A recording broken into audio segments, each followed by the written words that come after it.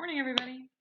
I'm going to give you a little wrap-up discussion this morning about psychosocial skill building and just general treatment provision of services to clients. This is a huge topic. You're going to, as you move forward, be in other classes and in internships, you're going to be getting a lot of much more specific information than is within the scope of this class, especially when we're teaching it virtually. Um, the idea of providing services, specific services to a specific client is a very complex and multifaceted endeavor. Um, you are taking each component of what you have previously done with the client, the assessments, the analysis, the motivational interviewing, the determination with the client, always driven by the client, the determination about, what does the client want to do? What can the client do? What are the strengths? What are the weaknesses? What are the resources? What are the resources that are lacking? You're going to take all of that um, and put it together in a cohesive, if you will, package. And from there, then begin to apply specific technology uh, that is required.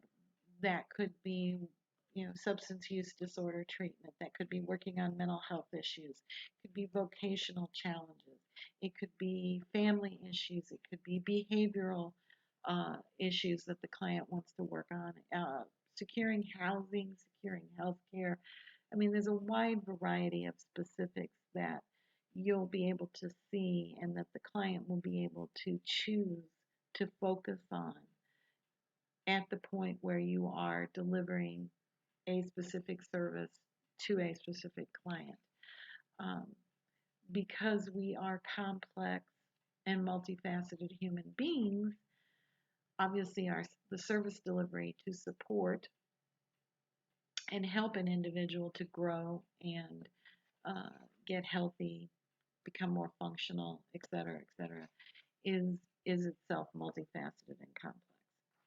So once you've taken all of these different, if you will, threads of information and kind of woven them into a cohesive and coherent picture, and again, with the client driving the whole process, there have been decisions made about this is what I want to work on, this is what I need, this is how I plan to proceed, et cetera, et cetera. You're going to start in a generic, from a generic perspective, this chain of instruction. You're going to be providing information to the client. They're going to need to learn new information, new skills, new behavior options, new resources. Again, whatever their specifics might be, and you're going to be supporting the client as they are learning uh, this, in this part of the process.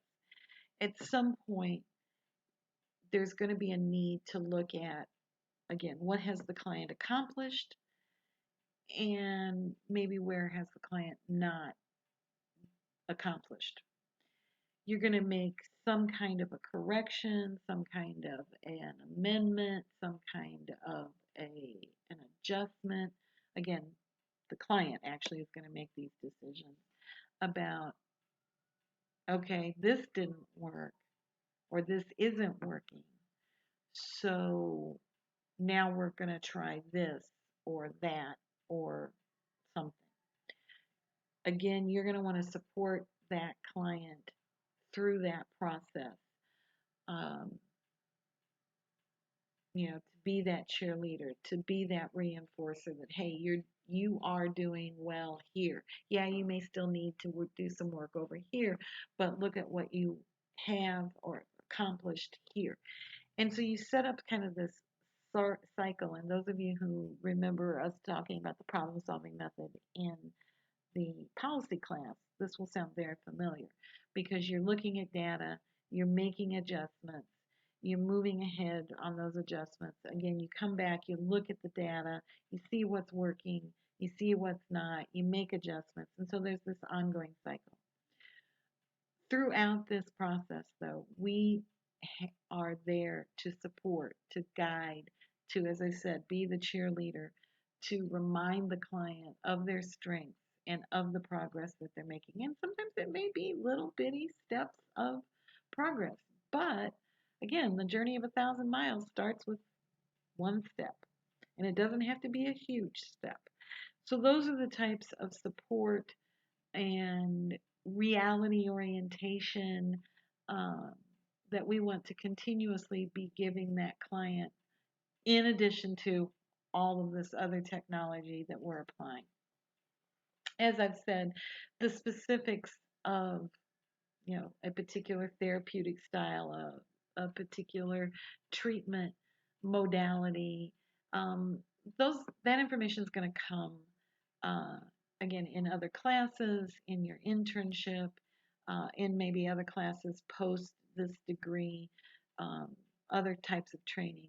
Um, because there are so many options and there are so many different types of intervention, it's really beyond our capability.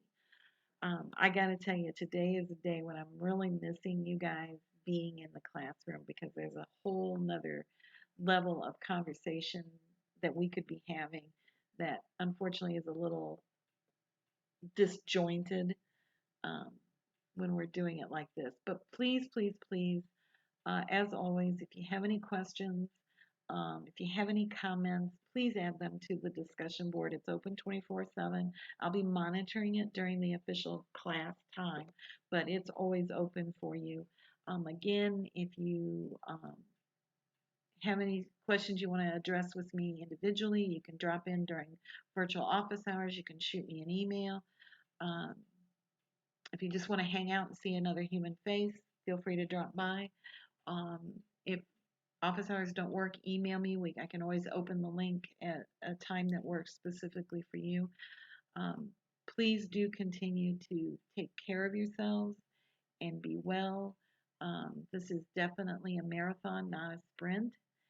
And I think our new normal for quite a while, at least, is going to be existing in this socially isolated existence.